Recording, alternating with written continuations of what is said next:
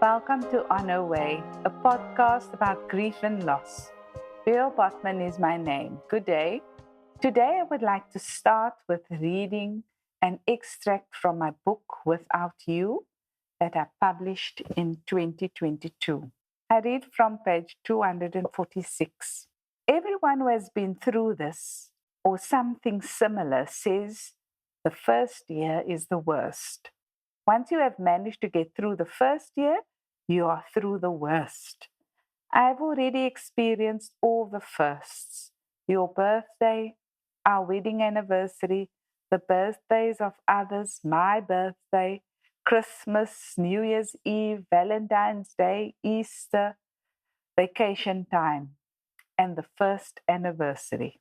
But I'm not so sure. I don't feel like I'm on my way up from this low point. I still feel so deeply sad, so indescribably unhappy. I'm still crying so much. My grief overwhelms me at the most unexpected moments. I still cannot take off my wedding ring. There are so many unresolved, unfinished matters. It is still pitch dark around me, inside me. I'm still going through the river. The bank on the opposite side is still out of sight. At least the whirlpools are becoming more predictable. Maybe tomorrow, maybe then the light will come. The riverbank on the other side, solid ground to stand on. Maybe tomorrow, maybe next week, maybe next month, maybe next year, maybe. In the meantime, I'll keep the candles burning, keep taking flowers, keep caring for and nurturing the anthuriums. You might not share those specific moments of significance as they happened for me, but I am sure everyone has their own significant moments, significant days. You will certainly have your own. I can assure you that you won't really have to think about it or identify your firsts, that you will definitely feel them. They will not necessarily have the same effect or be as you expected. One never knows where grief takes you. As for me, I have these significant days that I regard as my firsts. The first one that I encountered was our wedding anniversary. All of these days are happy days or celebratory days. And when you go through the firsts after losing your significant other, the most important person in your life, then something like a wedding anniversary becomes a very sad occasion. And now it becomes an issue. It became an issue for me. Is it my wedding anniversary or is that stopped? Can I celebrate? Do I have to even think about it? And eventually, and with the distance that I have now, it all depends on you. You can do whatever makes you feel comfortable, whatever you think has meaning. You can celebrate, you can have a party, you can do whatever you please on that day. For me, a simple thing as paging through our photo album has become significant. Your birthday and the birthday of your late spouse is another matter. It becomes muddled. In my head, it became muddled. Is it still his birthday? Do we stop counting? Do we continue? And I think I've made peace that looking at his birthday as the date of birth and thinking about him as having been born, for example, 71 years ago, this birthday doesn't just pass you. It becomes an issue already in the beginning of the month. And you start thinking of that day that is coming. The first I experience as a very difficult day.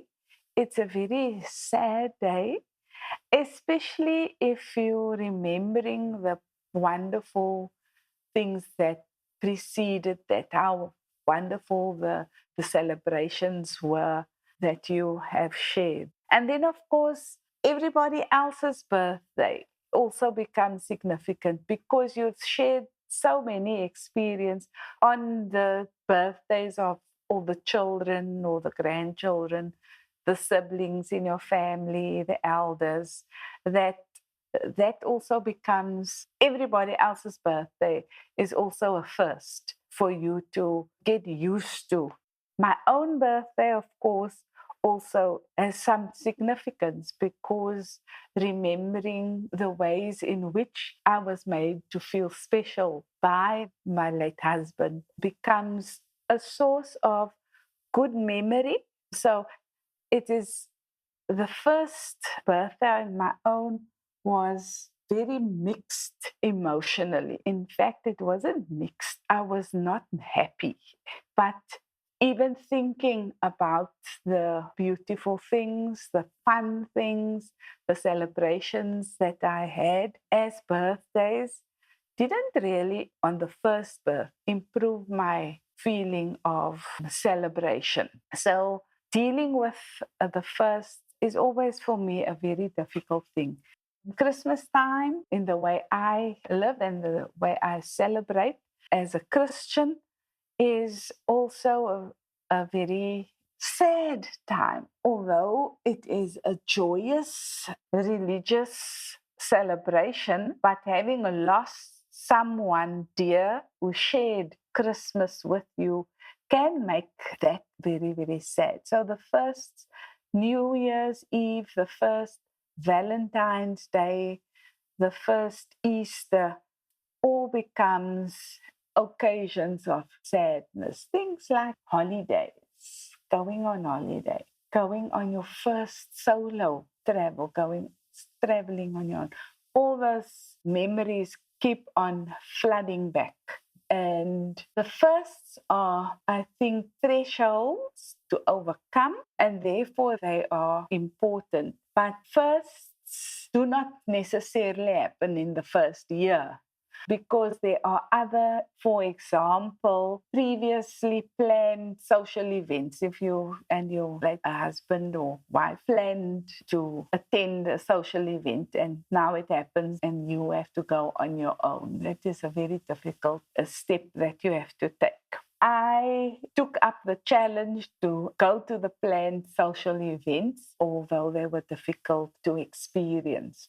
Another occasion that I found in my experience was attending my first funeral. That was extremely traumatic for me. And in particular, the funeral of a man. If I'm attending the funeral of a woman, it didn't affect me as much.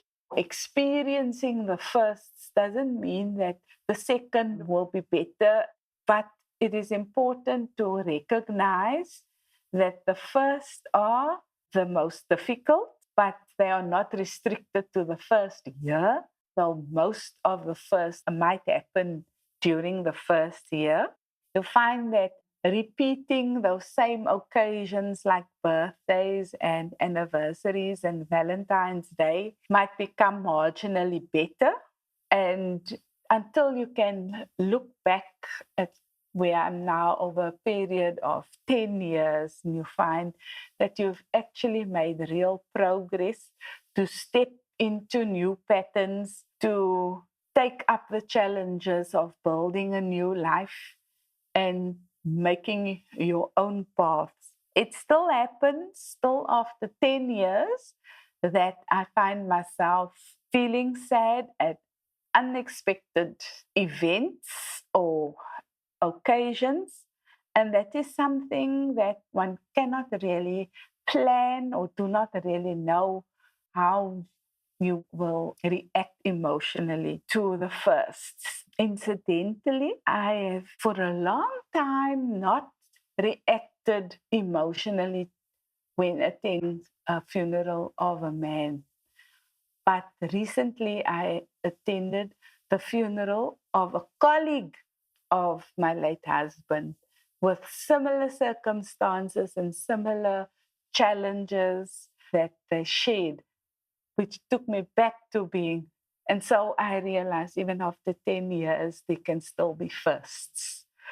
And so dealing with the firsts, the big lesson for me is that it's not a matter of the first year. And I might have thought about that when people say the first year is the worst year. Yes, it might be the worst year, but I think the firsts in one's life of having to deal with being on your own without your spouse, that is for me the issue. So my process might be different to everybody else. It might be similar.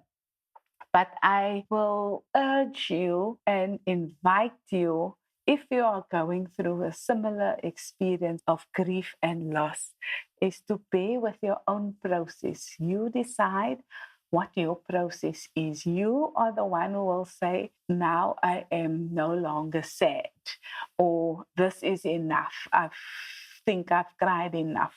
It's not something that you say to yourself.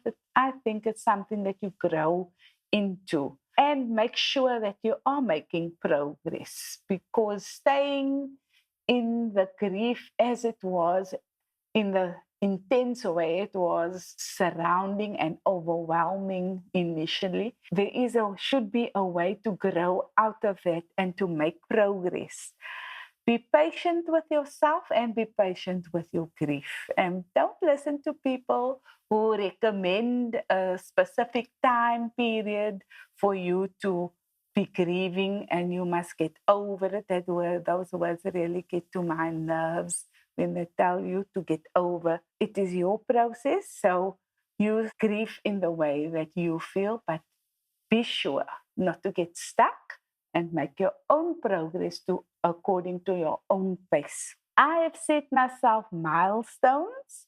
I've said at this time or that time I will do this and that or the other. Like, for example, not wear my wedding ring on my ring finger as before. When I reached that time, I wasn't ready. And so I decided not to do that until I was ready and I started wearing it on a different finger. Now my finger it doesn't fit that finger as good as it used to. And so now I can wear my ring on my ring finger as if I were married. And it doesn't have that same attachment and the same meaning. So with that, I'm saying, do what makes you feel comfortable. Do what suits you and what you think is meant for you. Set your own milestones. And if it doesn't work out, then change your milestones. It's your process. Act upon your loss. Forge new paths and ways of being step by step, and allow yourself regression. If you're going back, take a couple of steps back, be patient with yourself and allow it, because that is moving on. For me, my understanding is that you are moving on. Although you're taking a couple of steps back, you might not be grieving, doing all the things that you've done before in terms of how you responded to your grief. You might not be crying as much. You might not feel that you need to be isolated as much. So take different steps for different things as you feel is comfortable for you. Cry when you want to, where you want to, and even how you want to. Nobody can prescribe how you must feel. Own your grieving process.